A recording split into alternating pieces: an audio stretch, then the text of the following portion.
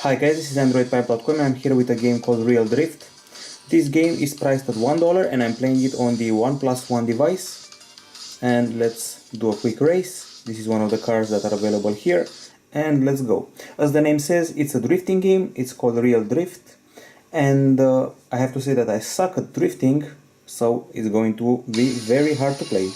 This is only one of the control schemes available, one of the many. And here we go. We accelerate. We have a very nice dubstep and drum and bass soundtrack, and we start drifting. We can perform combos and we press the handbrake to achieve the more dramatic effect. If you love dubstep, you're going to hear some pretty quality tracks. The graphics aren't that bad either. The idea is to get as many points from the drift as possible, and obviously you'll then be able to win the race, get more resources, unlock new cars, and even tweak your car with rims and various drawings and paintings and such. Okay, so we're accelerating and drifting. That's the whole purpose of the game. If you reach a curve, you hit the handbrake at the proper time, then the acceleration, and it's all a pattern. And as I said, I pretty much suck at this because I saw some people on the web getting huge scores in this game, but not me. Of course, the idea is to make a combo here, so one drift is never enough. You have to do 2 consecutive drifts, 3, 4, or maybe even 5, and the points have to be in the hundreds of thousands, and I can barely get a couple of tens of thousands.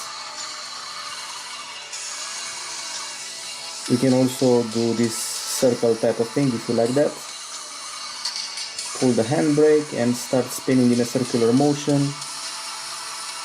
You know those type of guys that do that in a parking lot. Anyway, that's not the point here, and this is merely a quick race to show you the ropes. As I said, I'm pretty impressed by the graphics. Usually such games focus more on gameplay, less on the actual graphics, but with that in mind, the developer behind this game did a fine job. And even the sounds are nice. Aside from dubstep, you'll hear that each car has a special sound of the engine. The brake sounds, you can actually feel the tires screeching, so whoever took care of the sound department should get a raise because he or she did a very fine job. Okay, so you get the idea. Now let's have a look at the game options. Here we go. Options. We got steer sensitivity, we got difficulty, we got gears that you can change automatically or manually. We have steer assist. You can either tilt or use buttons to direction your car, and you can throttle with a button or a slider that you'll see in a minute. On the audio side, we got music and sounds volume, and then you can tweak the graphics, textures, slow motion effects, depending on the quality of your device. Okay, and the race has just ended. This title has been made by the folks of Real Games. This is a developer that has managed to achieve over 6 million downloads with this title. It was launched in September on iOS. It's a 3D drifting game. It's good looking, and now let's go to the career. These are some of the cars you can play with. As far as I know, they're not famous cars. They try to avoid brands, but people can easily figure out what brands these are. This is basically a Nissan as far as I know. There's also the random Audi, and I bet there's a Ford in here as well. Anyway, you can customize your car. First you select it, then you can tweak the body color, red, folk, black, and you spend money for that. Then you select the rims, and once you're happy with your selection, you can also select the rim colors. I'm a cheapskate. I don't want to spend my hard-earned $3,400 on rims, so I'm going to have to pass. Okay, and then you have a look at the car specs.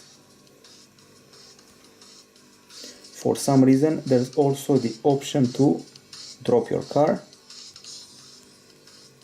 to see how it bounces. Okay, and then you select go and you start performing the campaign, so to say, race. So as I said, I like the engine sound. And now let's tweak those settings again so I can actually show you what that thing I mentioned was. I can use a slider to throttle. This is it. And let's also change the camera view because you can also do that. This is the slider acceleration, that was the first person camera, and this is a better way to move around and use the camera smartly. I have to say I'm not a very big fan of the slider thing, I'm just showing it to you. It feels like one of those games I played about a year ago, one that was less focused on drifting and more on cornering, but apparently I just pulled the combo. Let's change the camera again, and let's change the controls back, maybe to tilt this time and maybe to a button for the throttle. Okay, so here we go again. As you can hear, there's crazy dubstep in the background. Very nice combo. We scored quite a few points. Also beware, if you hit a wall while doing a crazy combo, you lose your points. So be very wary of what you do and how close you get to walls. There are also bonuses. If you get really close to the wall and avoid it, you get a special close-up bonus. There are also other bonuses. If you chain a lot of combos, you will get your share of bonuses. It's usually a good idea to know a thing or two about the car you're driving. Some have less power, others have varied torque, and later unlockable cars will obviously be more impressive. The tracks here include dock, mountain, speedway, you even go to Tokyo for a bit. Cars include Audi, Nissan, and slight Ford or two if I'm not mistaken. The game is fun, it's also pretty frustrating for me, and I suck at these drifts, as I said earlier. I also suck at cornering, so it's very hard to achieve those points that they want you to. For example, in this mission I'm supposed to achieve a couple of hundreds of thousands of points, and I only have 31,000 so far, with no hope of getting more anytime soon. Well, I'm actually doing a pretty good combo right now, and the race is over. Okay, this is Androidpipe.com. The game is very fun, I'll say it again, but it's pretty frustrating and very hard, even if you're good at drifts. I know I'm not, so I'm going to give it an 8 out of 10 here at Androidpipe.com. Bye bye.